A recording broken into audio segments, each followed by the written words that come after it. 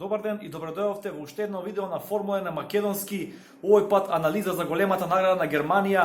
Каква трка, луѓе мои, трка од епски пропорции. Буквално не можам се уште во главата да ги сварам сите оние ситуации кои се случија на оваа трка. Практично ми снема место на бележникот да запишам што све се случи. Од самиот почеток до крајот една трка буквално неизвестна, со милион пресврти, со инциденти, со безбедносни возила, дожд, суво, постојано променливи услови, буквално една трка која можеше секако да заврши и видовме многу неочекувани резултати. Кога последен пат сте ги виделе двата болида на Мерцедес да не завршат трка, да не влезат, односно да не влезат во бодови?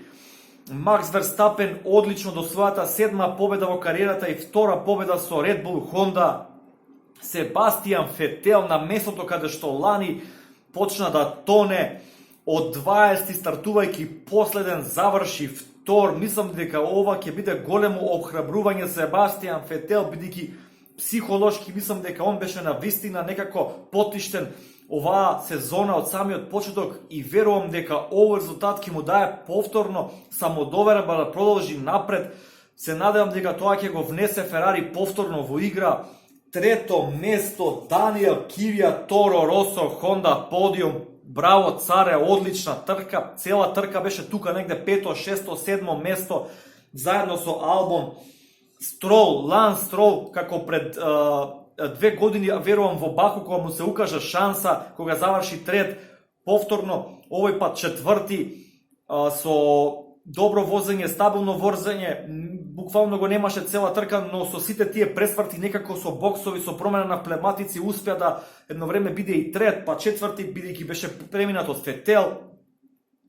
Карлос Саинц со Мекларен единствен кој успеа да се спаси од таа стапица. Видовме многу возачи во тој последен свиок како излета, буквално им немаше спас. Хулкенберг, Ландо Норис, Саинц се спаси, Кими Раиконен, Луис Хамилтон, Валтери Ботас, може некој испуштам, веќе не се ни сеќавам од толку инциденти што се случија, меѓутоа ајде да направиме еден краток осврт на самата трка.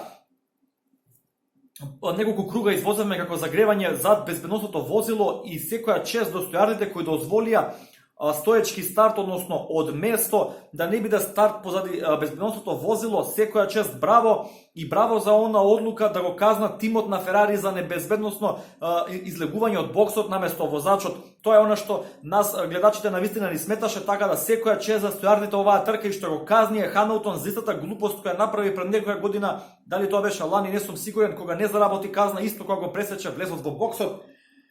Значи, лош старт за Верстапен, едноставно задниот дел на болидот пролизга.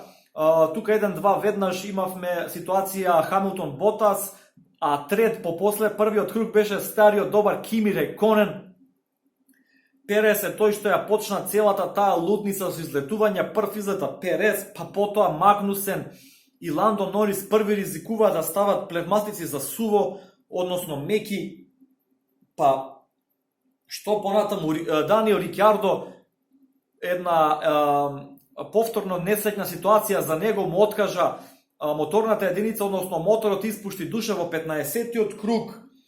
Понатаму Саинц во 20-тиот круг излета на тој последен свиок, меѓутоа успеа некако со 1-2 вртања малку во рикверс да се врати повторно назад на патеката. Норис откажа поради проблем со менувачот. Леклерк излета жртва на последниот свиок со гуми за меко, иако мислам дека Чарлс Леклерк ова беше идеална шанса да дојде до неговата прва победа, некако сезонава е толку близко, а толку далеку. Тоа е буквално, би рекол, и целата тема на Ферари оваа сезона. Хамилтон во 30-ти круг, влегување во боксот на Мерцедес, апсолутен хаос, луѓе се содруваат едни со други, нема предно крило, гумите му ги ставаат меки, треба да му стават интермедија, се вадат меките гуми, се носат интермедија. Буквално беа механичарите на Мерцедес како за јубилеј за оваа 125-та трка, апсолутно најлоши.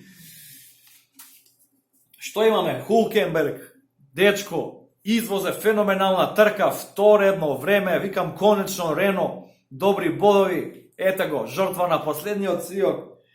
Ботас излетување на истиот начин како Луис Хамилтон, сакајќи да го престигне Ланс Строл и Даниел Квиат да се избори за тоа второ место, бидејќи Макс Верстапен беше стварно напред, цела трка од почетокот до крајот ја контролираше.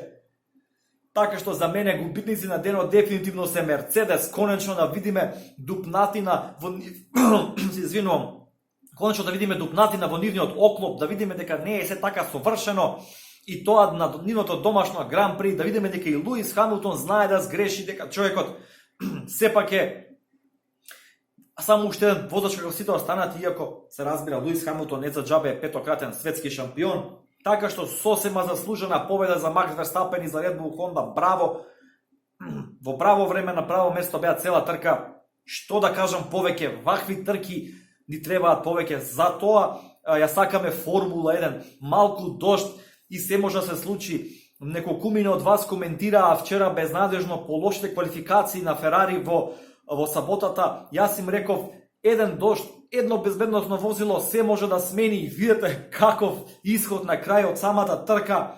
Јас сум уште под импресии, може би испуштив неколку клучни моменти, меѓутоа се надевам ќе ми опростите, ваква трка немало, ја не се сеќавам кога последен пат сум гледал ваква трка со волку пресврти, со волку излетување, промена на гуми, плевматици, дожд, суво, еден идеален микс за една одлична трка. Кажете ми го вашето мислење, што мислите за овој карамбол од настани на денешната трка, искоментирајте, дајте го вашиот осврт. Кој мислите дека е возач на денот? Дали е Себастијан Фетел од 20 место до второ? Дали е Макс Верстапен кој успеа секако да ја задржи првата позиција покрај лошиот старт? Што мислите за Даниел Квиат и Торо Росо Хонда? Што мислите за Ленс Строл? Тоа се хероите на денот. Што мислите за двата Мерцедеси, двата Хас? Видовме повторно кон крајот судар на двата возачи помеѓу Магнусен и Грошан. Мислам дека и двајцата ќе летаат од Хас како што тргнала во работа. Коментирајте. Следете го каналот на Формула 1 на македонски, доколку не се зачлениле, ве молам да го направите тоа преку опцијата subscribe.